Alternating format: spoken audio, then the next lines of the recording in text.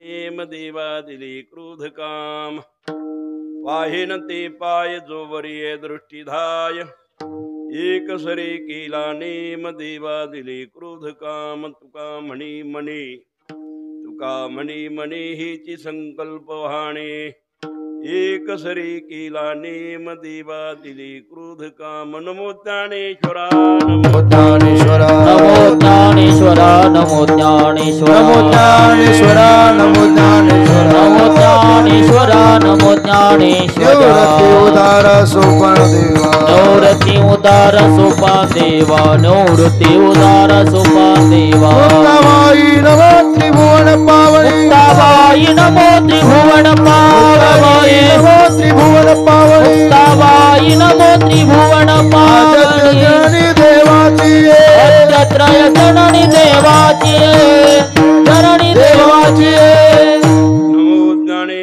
नमो ज्ञानेश्वरा निवृत्ती उदारा सोपान देवा मुक्ताबाई नमो त्रिभुवन पावनी आद्यत्रय जननी देवाची कुळीची ही कुळदेवी केली ठावी संतांनी बरबे झाले शरण गेलो बुगविलो संकटी नमो सद्गुरु तुगया ज्ञानदीपा नमो सद्गुरु सच्चिदानंद रूपा नमो सद्गुरु भक्त कल्याण मूर्ती नमो सद्गुरु भास्करा पूर्ण कीर्ती बोलणेची नाही आता देवावीन काही एक सरे केला नेम देवा दिली क्रोध काम प्रस्तुत प्राप्त प्रसंगी कीर्तन शिबीसाठी निवडलेला अभंग विश्ववंदनीय श्रीमंत संत जगतवंदनी जगद्गुरु तुकोबाराय यांचा चार चरणाचा श्रीमंत संत जगद्गुरु तुकोबाराय सांगतात की मनुष्य जीवनामध्ये आल्यानंतर त्यावेळेला काय बोलायचे आणि काय बोलायचं नाही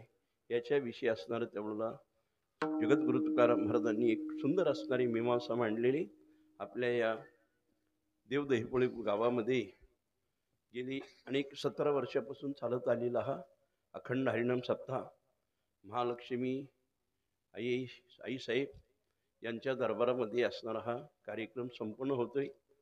डांगे कुटुंब हरिभक्तपरायण बाळासाहेब महाराज डांगे यांचा संपूर्ण असणारा परिसर आणि परिसरामधले सर्व भाविक भक्त यांच्या वतीने असणारा हा या ठिकाणी कार्यक्रम संपन्न होतोय.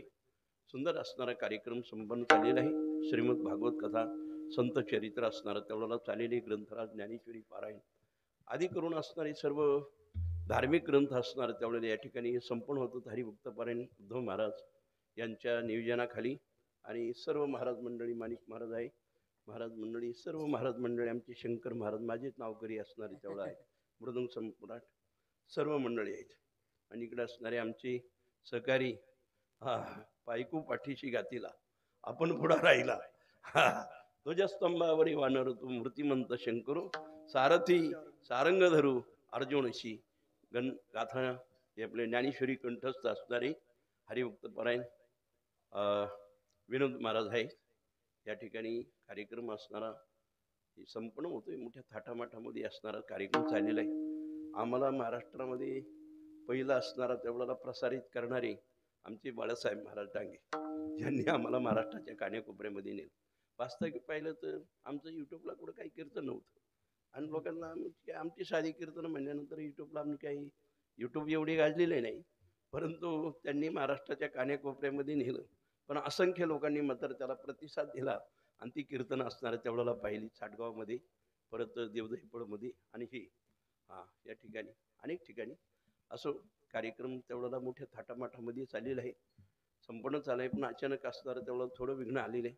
परंतु आले देवाजीच्या मनात तिथे कोणाची चालेल काही भोगत सत्ता असते त्याच्या पुढे असणारं तेवढ्याला आपल्याला काही चालता येत नाही. आणि असा जरी प्रसंग आला तरी त्या प्रसंगाला तोंड देऊन तुम्हाला सांगतो पुढे चालणं हे पुरुषार्थ माणसाचं काम आहे. पुरुषार्थी माणसाचं काम आहे. ही सामान्य घटना नाही. अशा घटनेमध्ये लोक काय करतात परमार्थ सोडून देतात. बघा म्हणले आमच्या देवाच्याच कार्यक्रमामध्ये काहीतरी विघ्न आलं म्हणून तो परमार्थ नाही केलेला बरा अशी लोक त्यावेळेला समजतात. आमचे हरिभक्तपरायण विकुंठवासी गुरुवरी महाराज जयराम बाबा भोसले त्यांची आई वारल्यानंतर त्यावेळेला मैतीचा कार्यक्रम झाला आणि सप्ताह आयोजित झालेला होता. पहिल्याच दिवशी सुरुवात करायची आणि त्याच दिवशी त्यांची मातोश्री गेली. तिथं मैतीच्याच कार्यक्रमामध्ये त्यांनी सांगितलं की म्हणले सप्ताह आजच पासून सुरू आहे, सप्ताह बंद राहणार नाही. महाशिवरात्रीचा मोठा कार्यक्रम सिद्धबेटामध्ये होतोय. परंतु अशा प्रसंगाला डगमगायचं नसतं, धैर्य धरायचं असते. ह्या चालत असत काय, जन्ममरणाचा हा खेळ चालू आहे बरं का. वास्तविक पाहिले ना, जन्म नंतर आहे, माणसाचा जन्म नंतर आहे, मृत्यू अगोदर आहे बरं का. या मृत्यूलोकी सुखाची कहाणी ऐकिजेल कवनाची सर्वणी, कैची सुखनिद्रा अंधुरुणी इंगळाची. ज्ञानोबराय म्हणतात जन्मापेक्षा मृत्यू अगोदर. काही काही लोक जन्माच्या अगोदर तेवढ्या आईच्या पोटामध्ये गेलेले असतात. जन्म अगोदर आहे बरं का, जन्म नाही, जन्म नंतर आहे, मृत्यू अगोदर आहे. म्हणजे मृत्यूला काय. आणि जगामध्ये सर्वात मित्र जर कोण असेल ना, सर्वात मित्र माणूस म्हणत असतो हा माझा आहे, तो माझा आहे, तो माझा आहे. हे कोणी माझं नाही. सर्वात मित्र जर कोण असेल तो मृत्यू मित्र. तो आपल्या खुशीशी असणार तेवढ्याला जीवाला घेत असतो, तो सर्वांचा मित्र आहे. पण आपण घाबरतो. आपण जगामध्ये आल्यानंतर काय बोलतो, हे जग पाहिलेलं असतं. जग पाहिल्यानंतर तेवढं माणसाला वाटतं की हे जग आपलंच असावं. आपल्या बापाचं याच्या जगामध्ये काहीच नाही बाबा.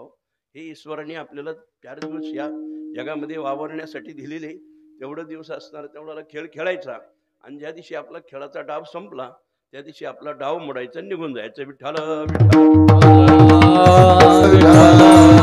विठ्ठल. पण डाके कुटुंबाचं हे धैर्य मोठं बरं का. त्यांनी ह्या कार्यक्रमामध्ये सुद्धा तुम्हाला सांगतो धैर्य सोडलं नाही, सप्ताह बंद केला नाही. मोठं धैर्य असो.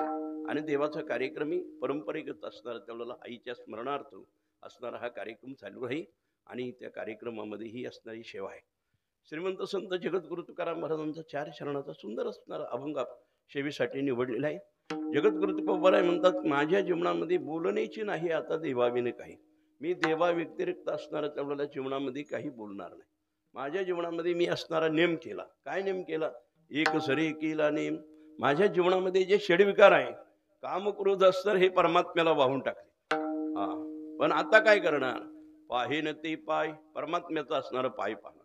त्याच्या व्यतिरिक्त दुसरं काय करणार. पाहेन ते पाय कोर जोवर ये दृष्टी धाय. जोपर्यंत माझी दृष्टी आहे तोपर्यंत परमात्म्याच्या पाया व्यतिरिक्त दुसरं काही पाहणार नाही. असा मनाचा संकल्प केला. तुका म्हणे म्हणे हेची संकल्प वाहणे.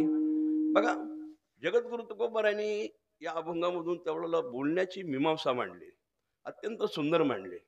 बघा चांगलं बोलणं आणि वाईट बोलणं. चांगलं बोलल्यानंतर तुम्हाला सांगतो परिणाम काय होतो आणि वाईट बोलल्यानंतर परिणाम काय होतो त्याचं असणारं उदाहरण दिलेलं. कल्पना करा महाभारतामध्ये महाभारत जेवढं घडलं ना, एका शब्दामध्ये तेवढ्याला बोलण्यापासून घडलं. काय महाभारत घडलं ना ते एका बोलण्यापासून घडलं. काय बोललं, मायामहल पाहण्यासाठी तेवढ्याला दुर्योधन गेला. आणि दुर्योधन तेवढ्याला मायामहल पाहत असताना त्यावेळेला दाशीने प्रतिबंध केला. दाशी म्हणते महाराज तुम्ही इकडे जाऊ नका, पुढं पाणी आहे. माझे काय असणार टिंगल मस्करी करते काय, मी आतापर्यंत पाहत आलो पाणी नाही, कुठं पाणी मला दिसतच नाही. हा, कारण ज्या ठिकाणी जी गोष्ट होती ना त्या गोष्टीचा भास व्हायचा, पण ती गोष्ट तिथं नव्हती. अग्नी जर पुढे जर चाललं ना, अग्नीचा भास व्हायचा पण अग्नी नव्हता प्रत्यक्षात बरं का. पाणी असायचं पण पाण्याचा भास होत नव्हता. पण तिथं पाणीच नाही त्या ठिकाणी दुर्योधन असताना पुढं पाऊल टाकणार. दाशी म्हणते महाराज युवराज थांबा, पुढं पाणी. म्हणले माझी काय असणारी टिंगल मस्करी करते. त्यांनी पुढं पाय टाकायला गेला, तो असणारा खाली पडा. वर गच्चीवर असणारा द्रौपदी बसली होती. बघा म्हणले आंधळ्याची मुलं आंधळीच. परिणाम काय, महाभारत घडलं. एका शब्दामधून तुम्हाला सांगतो महाभारत घडलं आणि एका शब्दामधून तुम्हाला सांगतो रामायण घडलं. काही काही म्हणते आपलं मंथरा म्हणते अगं काही काही तुला माहिती नाही, आज सवतीचं बोर्ग आहे, त्याचा उद्या असणारा तेवढ्याला पुष्प नक्षत्रावर तेवढ्याला काय राज्याभिषेक आहे. तुला वाटतं का काय, तुझ्या मुलाला असणारा राज्याभिषेक मिळणार नाही आणि सवतीच्या पुराला असणारा तेवढा राज्याभिषेक मिळतोय. काही काही म्हणते बाई तो श्रेष्ठ आहे, गुणांनी संपन्न आहे, सगळ्या गोष्टी चांगल्या आहेत, ते मला काही सांगू नको, तुला वाईट फळं भोगावं लागतील. पण परिणाम काय झाला, हिलाच वाईट फळं भोगावं लागली. कुणाला, महाभारत असणारं रामायण घडलं बुवा बरं का. मंथरेच्या शब्दामधून रामायण घडलं आणि द्रौपदीच्या शब्दामधून तुम्हाला सांगतो महाभारत घडलं. सभ्य नारीने एखाद्या माणसाची असणारी टिंगल मस्करी करू नये. का करू नये? सभ्य नारी असते. नारी जातीचा शिष्टाचार असतो बरं का. सभ्य माणसाने तुम्हाला सांगतो कुणाची एखादा माणूस असेल त्याची असणारी टिंगल मस्कर करायची नसती. परंतु द्रौपदी काय साधी होती का? शास्त्रामध्ये वर्णन आहे. काय वर्णन आहे? अहिल्या द्रौपदी सीता ताराचारी मुख्य मंदोदरी पतिव्रता. पतिव्रता 5 पतिव्रतेमध्ये असणारा तेवढं द्रौपदीचं वर्णन आलंय. पण सभ्य नारीने असं बोलू नये. पण दुसऱ्या बोलण्याचा परिणाम काय झाला? महाभारत घडलं. म्हणून बोलायचं असेल साचानी मबाळ मितली आणि रसाळ. पहिलं खरं बोला. खरं बोला. साच आणि मवाळ मितले आणि रसाळ. बोलणं असणारा मुचकं बोल. शब्द जैसे कल्लोळ अमृताची. बोलायचं असं ना चांगलं मुखी अमृताची वाणी. मुखी अमृताची वाणी. मुखी अमृताची वाणी. मुखी अमृताची वाणी. हरी मुखी अमृताची वाणी. मुखी अमृताची वाणी. मुखी अमृताची वाणी. मुखी अमृताची वाणी. देह देवाचे करणे. देह देवाचे करणे अमृताची वाणी. हरी मुखी अमृताची वाणी. देह देवाचे कारणे. देह देवाचे कारणे. अमृताची वाणी. मुखी अमृताची वाणी. बोलायचं असलं तर तुम्हाला सांगतो अमृतासारखं बोला. पुढच्या माणसाला वाटतं की याचं बोलणं ऐकत बसावं. किती ऐकावं असं वाटलं पाहिजे. आली मुखावाटी अमृत वचनी उत्तीर्णता येणे नवी जन्मे. बघा बोलण्यापासून परिणाम काय होतो तो काही लोक म्हणतात शास्त्राचे घाव बुजल्या जातात पण शब्दाचे घाव बुजत नाही बरं का. काय करतं शब्दाचे घाव काळजाचं हृदय असणार तेवढ्याला काळीत फाडून टाकतं. ती ध्यानात राहत. बोलायचं असं जपून व्हा. वाणी बघा काय भगवंतानी असणार तेवढं हे अवयव दिले. या अवयवाला तुम्हाला सांगतो हाड नाही बरं का. अजिबात हाड नाही. कशाला? अय तुझ्या जिभेला हाड आहे का? हाड जिभेला हाड नाही पण ती काही सण करत नाही बा. दातामध्ये काही जर गोष्ट तर तुम्हाला सांगतो जर आली काडी वगैरे काही कुठं जर आली तर जीभ असणारा सण करत नाही.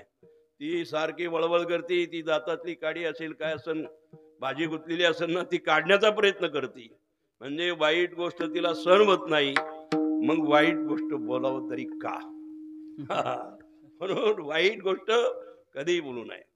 माऊली म्हणतात साचानी मवाळ. ज्ञानोबराय म्हणतात माझ्या जीवनामध्ये मी वाणीला संन्यासच दिला. आटू वेग विंदाणू आशा शंका प्रतारणू हे संन्याशिली साऊ शाही गुणू जीवाची. माऊली म्हणतात माझ्या जीवनामध्ये हे 6 दोष आहेत. त्या 6 दोषाला मी संन्यासच घेतला. ते बोलणंच नाही बा. बस कधी बोलायचंच नाही. बोलायचं असेल ना चांगलं बोला. मधुरा वाणी ओटे तुका म्हणे वाव पोटी. तुका म्हणे वाव पोटी. तुका म्हणे वाव पोटी. मधुरा वाणी ओठी तुका म्हणे वाव पोटी. तुका म्हणे वाव पोटी. तुका म्हणे वाव पोटी. मधुरा वाणी होती तुका म्हणे वाव पोटी. तुका म्हणे वाव पोटी. तुका म्हणे वाव पोटी.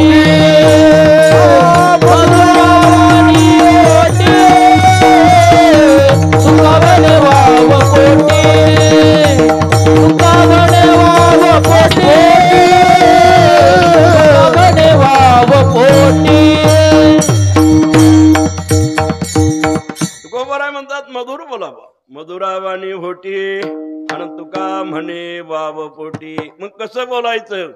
तुका म्हणे सुख पराविया सुखे, तुका म्हणे सुख पराविया सुखे, तुका म्हणे सुख परावया सुखे, तुका म्हणे सुख परावया सुखे. अमृत हे मुखे स्रवतसे, अमृत हे मुखे स्रवतसे, कायवानु आता न पुरेवाणी, कायवानु आता न पुरेवाणी. अमृत हे मुखे स्रवतसे, अमृत हे मुखे स्रवतसे, कायवानु आता न पुरेवाणी, कायवानु आता न पुरेवाणी. जगामध्ये जेवढे व्यवहार चालू आहेत ना ते सगळे बोलण्यावर चालू आहेत. बरं का? जेवढे जगामध्ये व्यवहार चालू आहे ना ते सगळे बोलण्यावर चालू आहे. जगामध्ये जेवढी भांडणं चालू आहे ना ती सगळी कोर्टाची चालली आहे ना, सगळी तुम्हाला सांगतो या दुष्परिणामामुळे चालली. बरं का? आपलीच भांडणं तुम्हाला सांगतो विषय मांडलेली, पण त्याचा परिणाम काय? बोलण्याचा परिणाम. बरं का? आपलं भांडणच कधी झालं नाही. तरुण नाही ते पडिला दावाग्नी, जाय विधोणी आपसया. बरं का? क्षमा शस्त्र द्या नराची हाती, दुष्टतया प्रति काय करी. तरुण नाही तेथे पडिला दावाग्नी, जाय विधोणी आपसया. किती जरी अग्नी जरी पेटला पण तिथं गवत जर नसेल अग्नी भडकेल का? अग्नी कधी भडकणार नाही. पण अग्नी भडकण्याचं कारण काय? आपण गवत टाकले जात. गवत टाकल्या बिगर तुम्हाला सांगतो अग्नी भडकत नसतो. पण अग्नी भडकायचं कारण काय? आपण गवत टाकत असतो. म्हणून तरुण नाही क्षमा शस्त्र द्या नराची हाती, दुष्टतया प्रति काय करी. साधू संतांनी हेच ब्रह्म बाळगलं. बरं का? लोकांनी कोणी निंदा कोणी वंदा, आम्हा सोयीताचा धंदा. कोणाला काय? निंदी कोणी मारी, वंदी कोणी पूजा करी. कोण असणार संताला असणार कधी मारतय, कोण असणार कधी पूजा करतय. मज हेही नाही तेही नाही, वेगळा दोही पासोनी. कारण त्यांनी क्षमाशस्त्र असणार हातात. सर्वात मोठं शस्त्र जर कोणतं असेल तर क्षमाशस्त्र. हे जीवनामध्ये धारण केलं ना, जगामध्ये असणार त्याला जगामध्ये शत्रूच नाही. बघा, काही लोकांनी असणार तेवढ्याला विचारलं, म्हणले दुर्योधनाला म्हणले काय? अभेद वज्रदेव आणला पाहिजे. म्हणजे त्याचं वर्म काय? व वर्म काय? म्हणले वर्म आहे, पण वर्म म्हणले शत्रू पक्ष काय? म्हणले कोण शत्रू? ज्याच्याबद्दल अखंड असणार तेवढा रात्रंदिवस भांडतोय तो शत्रू असणारा युधिष्ठिर. त्या युधिष्ठिराला जाऊन प्रश्न विचार. दुर्योधनाला माहिती होतं जरी युधिष्ठिर जरी असला, शत्रू जरी असला, तो परसैन्यामध्ये गेला आणि धर्मराजाला विचारतो, महाराज मला विजय प्राप्त होण्यासाठी तेवढ्याला काय केलं पाहिजे?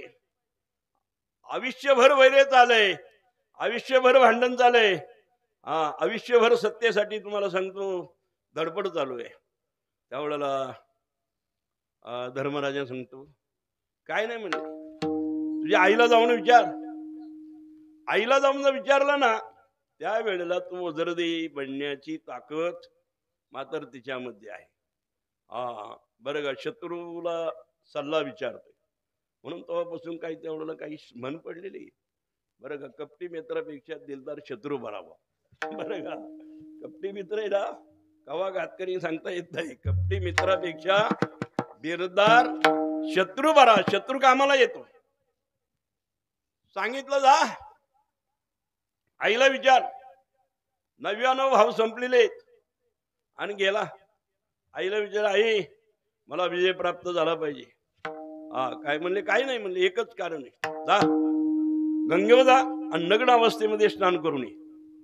आणि तो गेला ना, तुम्हाला सांगतो आईच्या वचनावर गेला, नग्न स्नान केलं आणि तसाच धड धड धड धड आईच्या महालाक निघाला. आईच्या महालाक निघालेला आता खेळतो येण्याची खेळावा, नटतो येण्याची अवगावा, चतुरा तू शिरोमणी, गुण लावण्याची खाणी, मुकुट सकळा म्हणी, धन्यत्वची विठोबा. आता भगवंताला कळालं, भगवान परमात्मा लगेच एक माळ्याचं रूप घेऊन आला आणि म्हणला, काय रे दुर्योधना कुठं निघाला? म्हणले आईच्या दर्शन. अशा अवस्थेमध्ये? अरे तुला कळतं काय? अरे लहानपण होतं ते सोडून दे, पण एवढा मोठा घोडा झालाय आणि अशा नग्न अवस्थेमध्ये आईच्या दर्शनाला म्हणजे तुला लाज वाटते का काय? अरे तो मर्यादा कधी सांभाळली जावा? मर्यादा कधी सांभाळली नाही. म्हणजे काय केलं पाहिजे? काय नाही.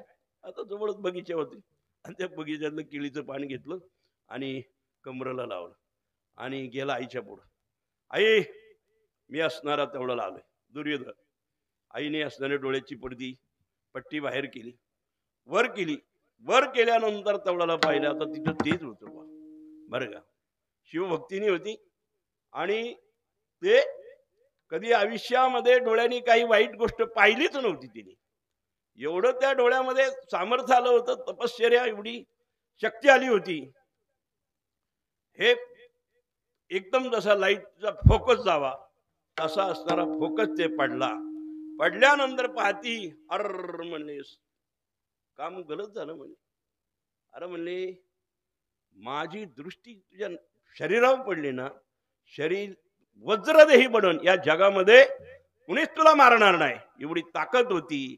पण तो कमरेला असणार तेवढ्याला थोडा केळीचं पान लावलं. म्हणजे तिथं असणारी जागा ती कच्ची राहील.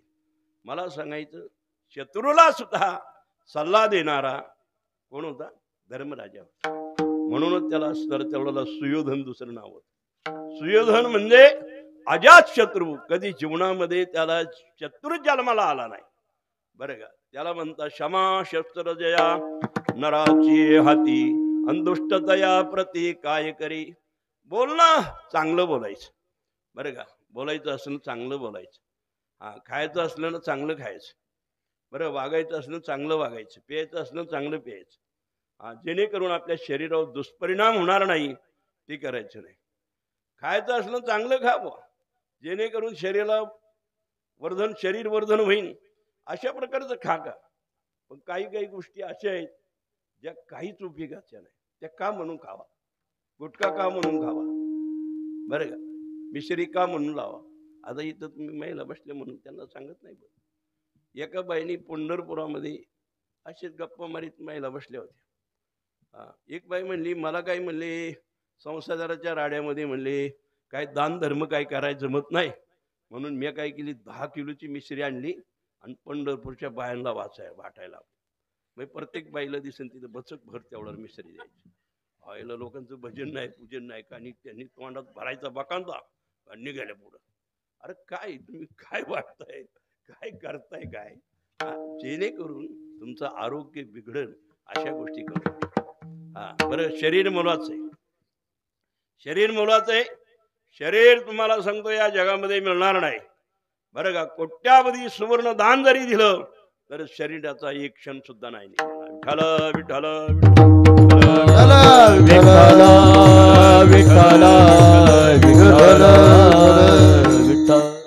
काय एक मेंढपाळ होता. मेंढ्या चारत असताना रस्त्यावर त्याला एक पारदर्शी खडा सापडला.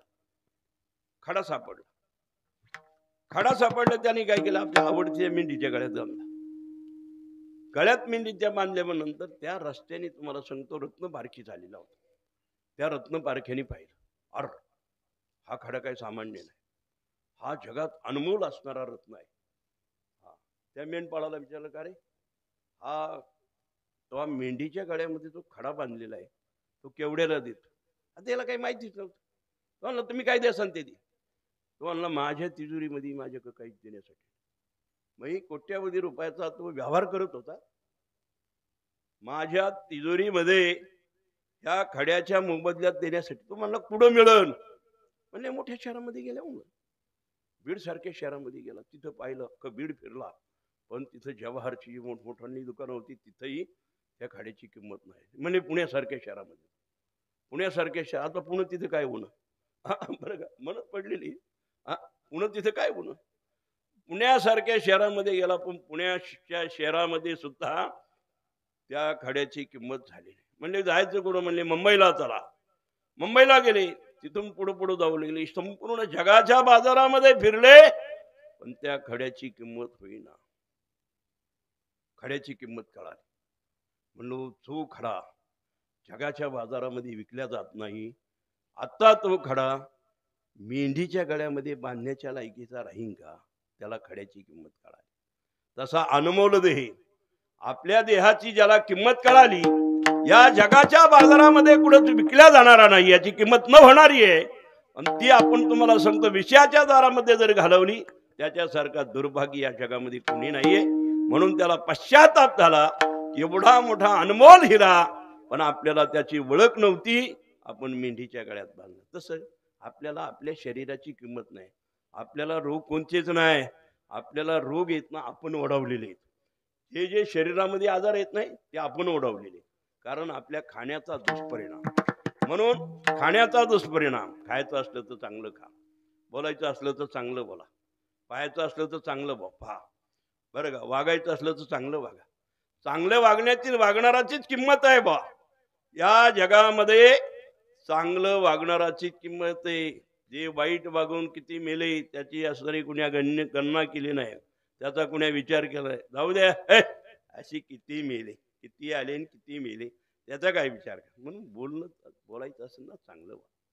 हा, मौलीनी म्हटलं काय बोलायचं, नसावी बासर निद्रा बहु भाषण, नसावी बासर निद्रा बहु भाषण, नसावे बासर निद्रा बहु भाषण, नसावे बासर निद्रा बहु भाषण. हरियुक्त हाल विहार नेम इंद्रियासी सार, नसावे बासर निद्रा बहु भाषण, नसावे आहार विहार नेम इंद्रियासी सार, नसावे बासर निद्रा बहु भाषण, नसावे बासर निद्रा बहु भाषण. भाषण. युक्ताहार विहार नेम इंद्रियाची सार. म्हणले खायचं असलं तर तेवढं युक्त मापात खा. युक्ताहार विहार, फिरायचं असलं तर मापात फिरा, अति फिरू नका. युक्ताहार विहार नेम इंद्रियाची सार, नसावी बासर. म्हणजे बासर म्हणजे काय, पुढं भाषण आले. बासर म्हणजे काय, बासकळपणा नसावा, बरं का. ज्या शब्दामधून काहीच निर्माण होत नाही असा फुलकटपणा, बासकळपणा बोलू नका. नसावी बासर अनिद्रा बहु भाषण. निद्रा सुद्धा अति नसावा, बरं का. एक आमचे काय असणारा विद्यार्थी होता, तुम्हाला सांगतो 6 दिवस झोपला. मी कार्यक्रम गेलो, 6 दिवस मी बाहेर होतो ना, बाहेरून गेल्यावर त्याला उठावं पहिलं. म्हणलं 6 दिवस मी काय झोप असेल, म्हणलं हा काही कुंभकर्णाची धावला दे का, काही करत नाही बुवा. झोपायचं असेल बर, खाणं सुद्धा कसं असावं, मापात असं. अहो एक महाराजांनी आमच्या डोंगरावर 55 पोळ्या खाल्या, त्यांनी पोळ्या खाल्या, मला गोळ्या घ्याव्या लागल्या. बरं का, खायचं किती युक्त पाहिजे. युक्ताहार विहार नेम इंद्रियाची सार. इंद्रियाला असणारा नेम पाहिजे बा, बरं का. अति गोष्ट असणारे वर्ज्य असते, बरं का. अति गोष्ट वर्ज्य असती. नसावी बासर अनिद्रा बहु भाषर. काही लोकांना असणार तेवढ्याला म्हणावं लागतं भीक नको पण कुत्रावर बुवा, कारण बोलणं कमी करा. बोलणं कमी करा. काही घरी मला जाण्याचा प्रसंग येतो, इतकी बोलणारी लोक असतात. मी त्याच वेळेला मनात ठरवत असतो ही माझी पहिली आणि शेवटची वेळ, परत तुझ्या घरी जाणेच नाही बुवा. विठ्ठल विठ्ठल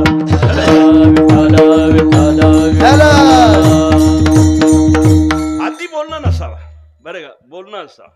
या जगामध्ये बोलण्यापासून सगळ्या गोष्टी होत असतात. मग काही लोकांनी तुकोबारायला विचारलं की महाराज तुमचं कसं, महाराज आवडा बोलण्याची नाही, बोलण्याची नाही, नाही बोलण्याचे नाही बोलण्याचे बोलण्याची नाही बोलण्याची नाही बोलण्याचे नाही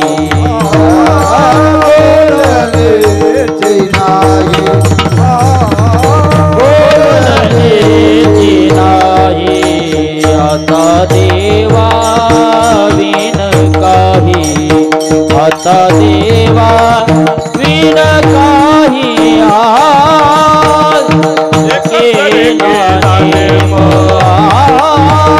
कसर केला नेम आता देवा विन काही आता देवा विन काही कसर केला नेम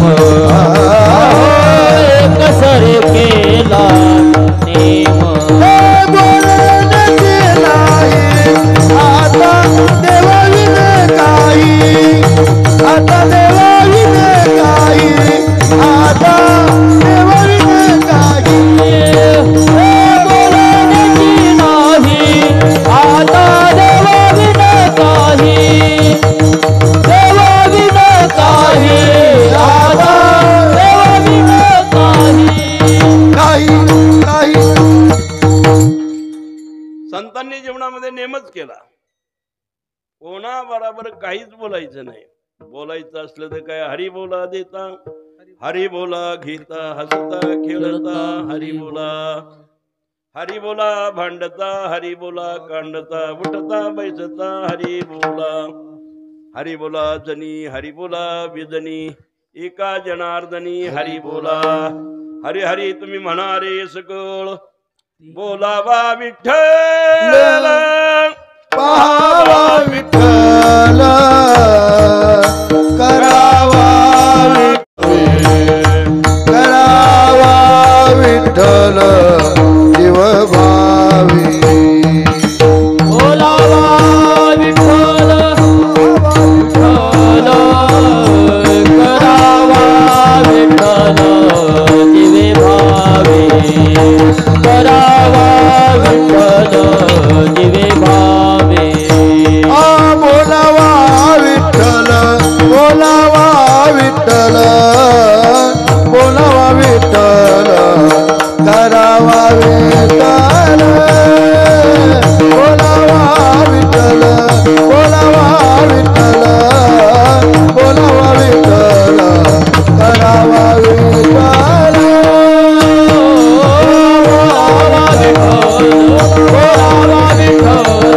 बोलावा विठ्ठल, पाहावा विठ्ठल, बोलावा विठ्ठल, बोलावा विठ्ठल, बोलावा विठ्ठल, पाहावा विठ्ठल,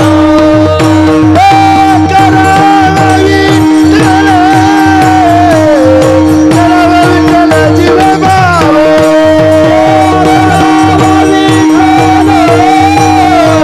करावा विठ्ठल जीव भावे, करावा विठ्ठल, करावा विठ्ठल जीव भावे. करावा विठ्ठल जीव भावे.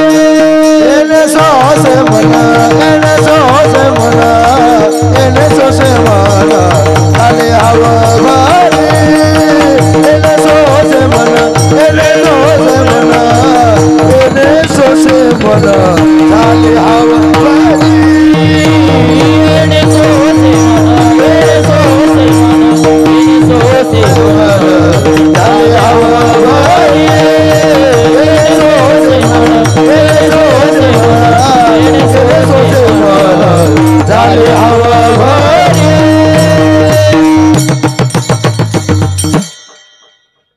काय बोलायचं.